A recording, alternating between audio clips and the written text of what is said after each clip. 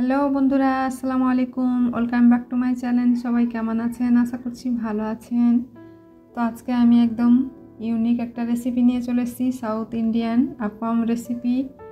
তো বন্ধুরা, এই রেসিপিটি ঘরে থাকা সামান্য উপকরণ দিয়েই কিন্তু খুব তাড়াতাড়ি বানিয়ে ফেলতে পারেন। এই রেসিপিটি সকালে জলখাবারে কিংবা রাত্রে ডিনারেও খেতে পারেন, খেতে বেশ মজার। তো এই রেসিপিটি বানানোর জন্য আমি এখানে নিয়েছি চাল 250 গ্রাম।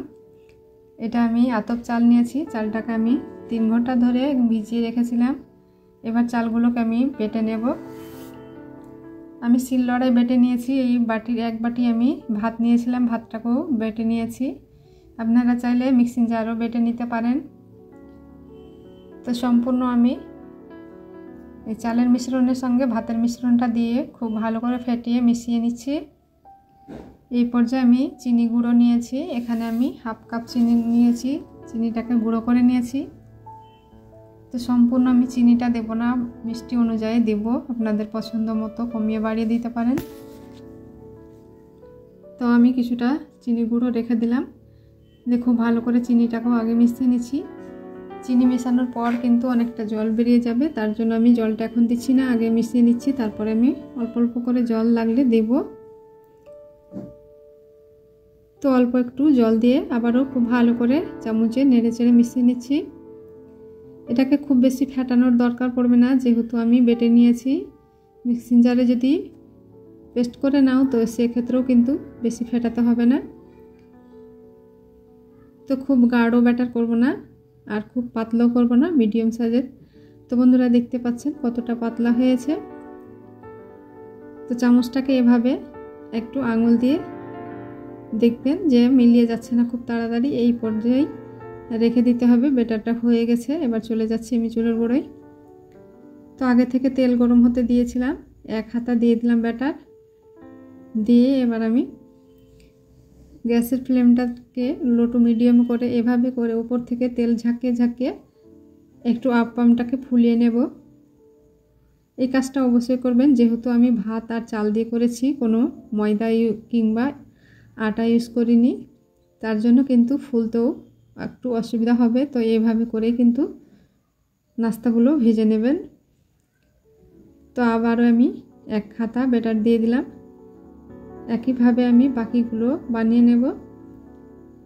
আর এটা বানানো কিন্তু খুবই সহজ, আপনারা কিন্তু যে কোনো টাইমে এটা বানিয়ে খেতে পারেন, খেতেও ভীষণ মজার হয়। আশা করছি রেসিপিটি ভালো লাগবে। একটুও স্কিপ না করে পুরো ভিডিওটি দেখার চেষ্টা করবেন, আপনারও ভালো হবে।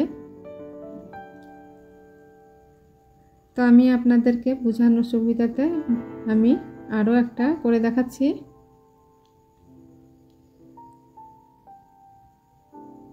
যখন ব্যাটারটা দেবেন তখন কিন্তু চুলার আঁচটাকে লো টু মিডিয়ামে করে দেবেন, তারপরে আবারও আঁচটাকে একটু বাড়িয়ে দেবেন। এভাবে করে কিন্তু আপ্পামগুলো ভেজে নিতে হবে। তো দেখতে পাচ্ছেন কতটা ফুলে ডুমু হয়ে গেছে।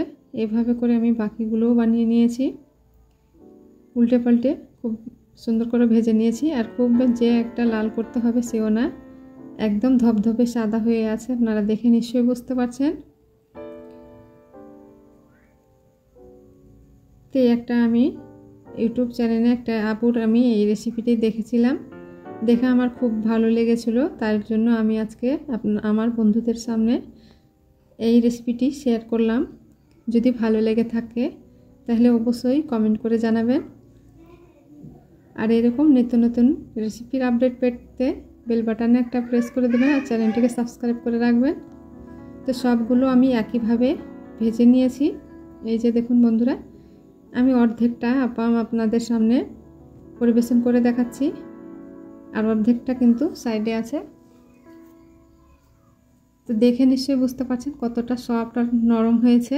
এই যে দেখুন বন্ধুরা, একদম হাতে নরম হয়ে বসে যাচ্ছে, কিন্তু ভেঙে যায় না, এতটাই নরম আর সফট হয়েছে। তো ভিতরটা দেখুন একদম ফুলকো হয়ে আছে আর একদম জালিদার হয়েছে, আপনারা দেখে নিশ্চয়ই বুঝতে পারছেন কতটা সফট হয়েছে। তো ভিডিওটি আশা করছি ভালো লেগেছে। ভালো লাগলে অবশ্যই একটা লাইক দিতে ভুলবেন না। একটা লাইকে আমাকে ভিডিও বানাতে উৎসাহিত করে। আর এরকম নতুন নতুন রেসিপি পেতে প্লিজ আমার চ্যানেলটিকে সাবস্ক্রাইব করবেন। তো বন্ধুরা, আমার ভিডিওগুলো যদি ফেসবুক পেজ থেকে দেখে থাকেন তাহলে পেজটিকে ফলো করার অনুরোধ রইল।